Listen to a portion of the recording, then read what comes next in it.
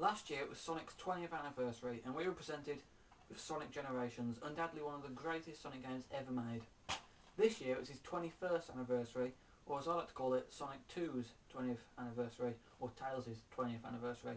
And what did we get to celebrate? Oh, that.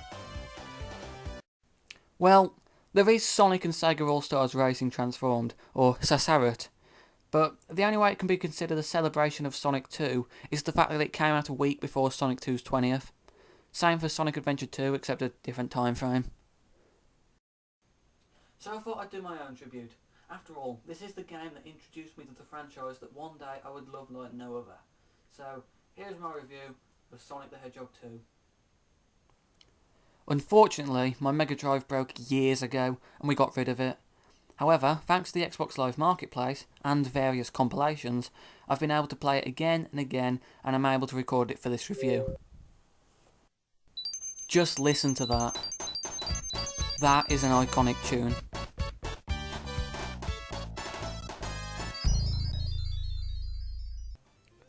In the way of story, there's not much, as you'd expect from a classic Sonic game. Dr. Robotnik is back and has begun kidnapping woodland creatures and turning them into robots again. It's up to Sonic and his new friend Tails to save their friends and stop Robotnik from using the Chaos Emeralds to power the Death Egg. To do this, Sonic and Tails must travel through different zones and find the capsules in each one.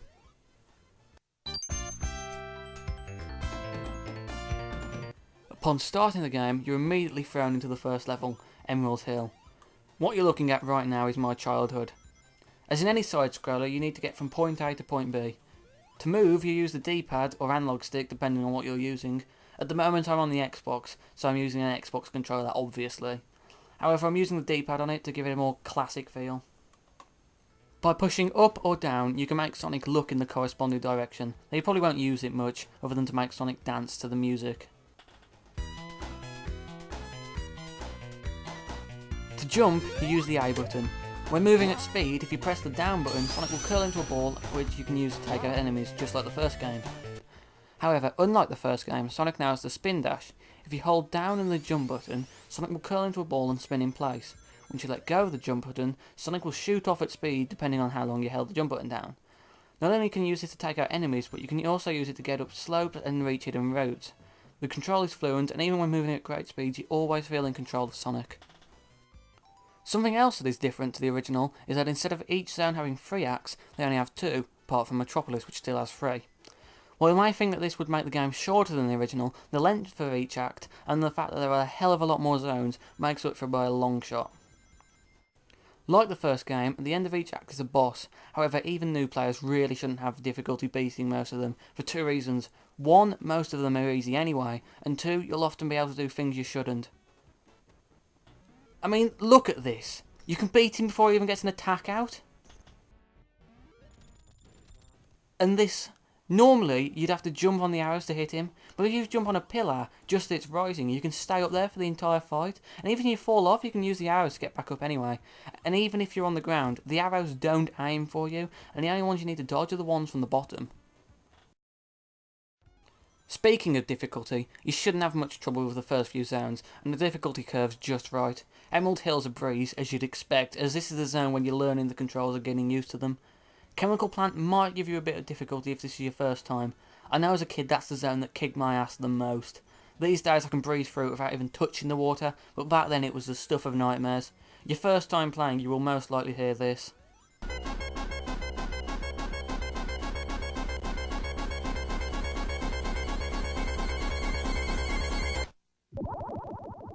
Set that as your alarm and you will never miss an appointment again. Trust me. Speaking of the music, wow. Just wow. To this day, I still think that Sonic 2 has some of the best music ever in a Sonic game. Ever since I first played it, I never forgot the tunes for Emerald Hill and Chemical Plant. That may be because those were the 2 levels I played the most, because I kept dying on Chemical Plant, but still, they are both awesome tunes. But one of my favourite tunes in the game is the main theme.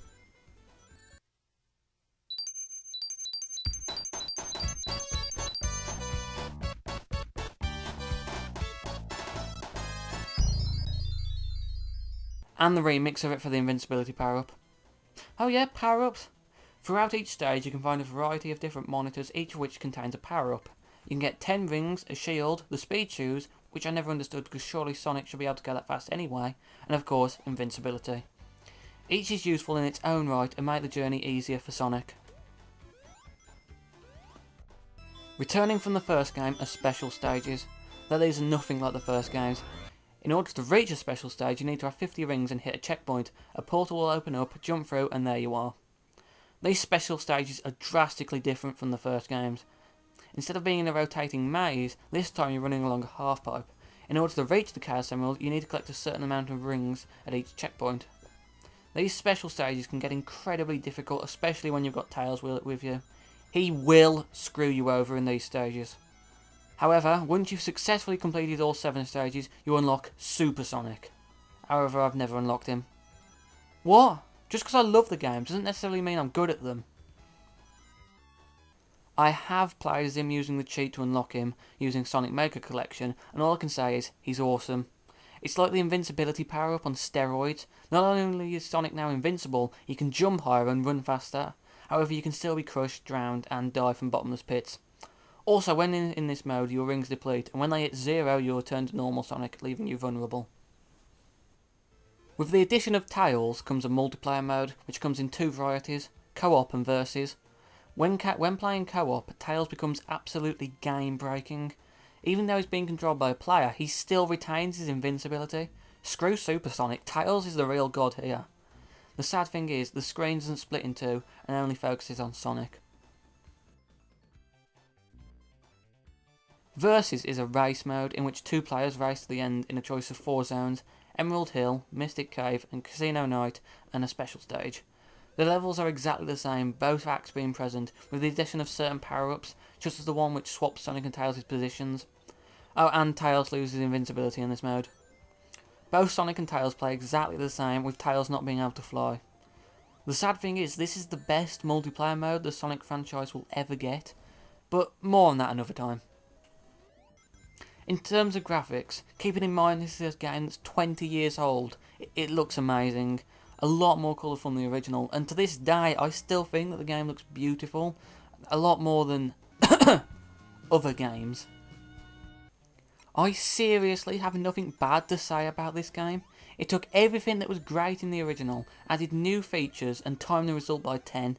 If you're into Sonic, then you've most likely played this game to death. But if you're not into Sonic, but into platforming games in general, then I say this is definitely one you have to try. You never know, you may get hooked. Final score? This game deserves nothing less than a 10 out of 10, and yes, that's remembering all the cheap placements of the slicers and shell crackers. Even then, I'd probably only bring it down to a 9.9 recurring. This game is incredibly fun, and I find it impossible to get bored of. Anything negative I have to say about this game seems extremely nitpicky, so I'm not even going to bother. There is a reason this game is the second best selling Mega Drive game, after the original. Happy birthday Sonic 2, and thanks for introducing me to such a great series.